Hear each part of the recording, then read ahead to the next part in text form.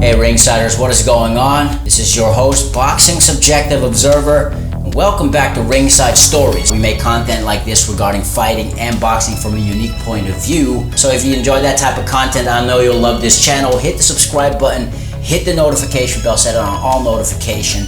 That's how you know when the next Fire video drops. The Tyson Fury versus Deontay Wilder 3 press conference was just done. I'd like to thank my Lord and Savior Jesus Christ. I'd like to thank my amazing team, and I'd like to thank my strong legal team as well. Apart from the opening speech, Deontay Wilder didn't have much to say, and that was kind of disappointing. Obviously, these men already fought twice. There's been a lot of back and forth. Deontay Wilder came out with a lot of crazy allegations in the past few weeks after being quiet for the majority of 17 months. With his white privilege, he was able to surpass a lot of different things. And then at this press conference, he just didn't have much to say. And that is disappointing, and I'm sure even his own fans want to know where their king currently stands. Look, enough said. Time to cut off his head. And come July the 24th, there will be bloodshed. Get your tickets now. I'll see you soon. What was interesting is that as little as Deontay Wilder spoke during the press conference, basically was Fury and Malik Scott speaking on behalf of Deontay Wilder, which was kind of interesting. You can't expect him to do something that you couldn't do. Like what? Knock you out? Yeah, like that. Yeah, but me and you never fought, Tyson. You bust my eardrum when we sparred. We did spar, didn't we? Yeah, we know what happened there. You're a 260-pound man that can fight. You bust my eardrum the first time we sparred. That's not something to brag about. You can fight. That's what you do. I know, but like you can't teach him to be some great fighter when you wasn't. So no matter how much that Malik teaches Deontay's going to do what Deontay's going to do. That's wrong. That's wrong. Deontay's going to do what he's going to do. He's been doing everything I've asked him and told him to do. Yeah, but like Mike Tyson said, everyone's got a game plan until they get punched in the mouth. Yeah, but you're talking about as far as training. He's doing everything. Yeah, he can do that, but in the real fight I'm talking about, he's going to do what he's going to do. He's going to revert straight back to type, 100%. As soon as he hits him with the first right hand, he's going to see red and he's going to I'm going to take his head off with Sugar his big Hill right. just said you're a one-punch knockout artist now, but there's no history of you knocking someone out with one punch. So that means when a fight gets started, or you want to go back he's going to go straight back to revert, 100%. You heard it here first. So yeah, just because you both got your eardrums burst in sparring and fights, it is what it is. Say if you couldn't fight and you did that to me, that I would feel like shit. I'm boxing Tyson Fury. The first day I boxed him, he bust my eardrum. Then I come back to box him again the next day, and then the next day it happened and I couldn't hear and I couldn't continue to box. That's nothing brag. This shit happens in boxing. Of course. But you're bringing that up as if you brought it up. You said I popped your eardrum. I didn't mention it. No. But you just said, well, if he's getting bust up in sparring or if he's getting bust up in a fight, that's on them. Yeah, but you bust my ear. It's okay though, Ty. That's what happens in boxing. I didn't mention the ear busting. You just did at the end. You started with the ear busting. I didn't mention it. Okay. But as we're on the topic of ear busting, don't we find it funny that I busted both of these guys' eardrums, trainer and fighter? Crazy. Statistics. After the press conference, Ellie Setback, shout out ES News, got the scoop on Wilder and his thoughts on how that press conference for the Wilder versus Fury 3 fight went down. I'm gonna let him do his thing and see how entertaining he will be, because it's the same old. He's like my co-cap. He's like my partner in crime. I'm Batman, he Robin type stuff. He looked for me to entertain. Well, that's what you do, Deontay. You entertain. Boxing is part of the entertainment industry. You know that.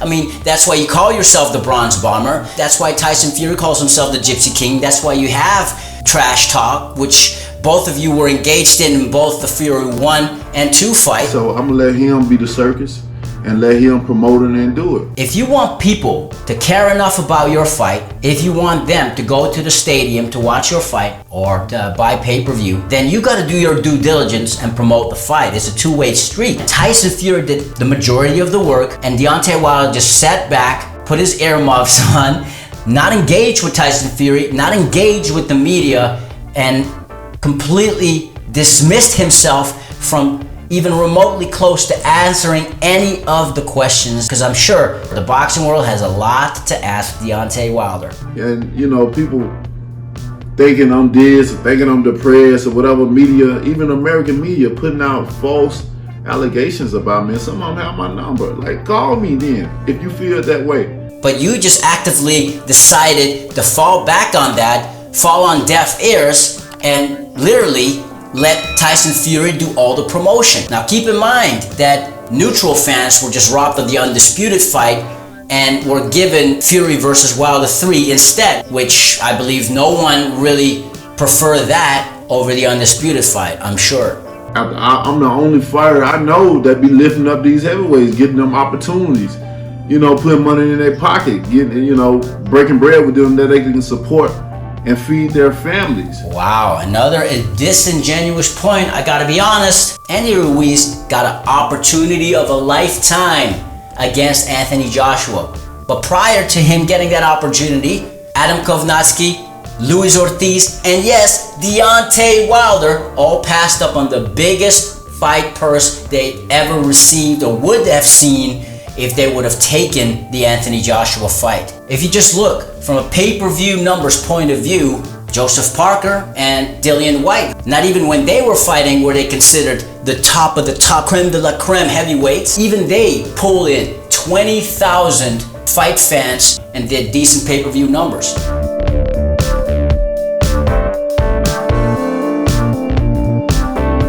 Again, Anthony Joshua gave other people opportunity, which they declined.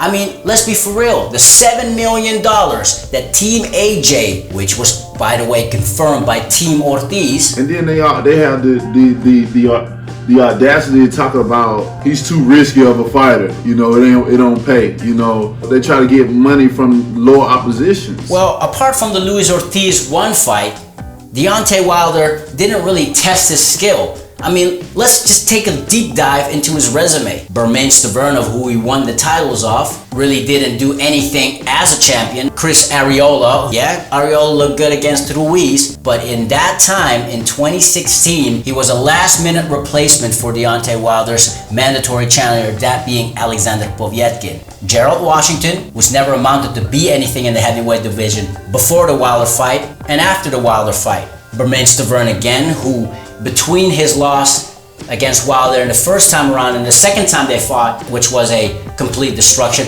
only had one fight against the journeyman and he went all 10 rounds. So Bermane Stiverne hasn't proven to be anything after the Deontay Wilder one fight.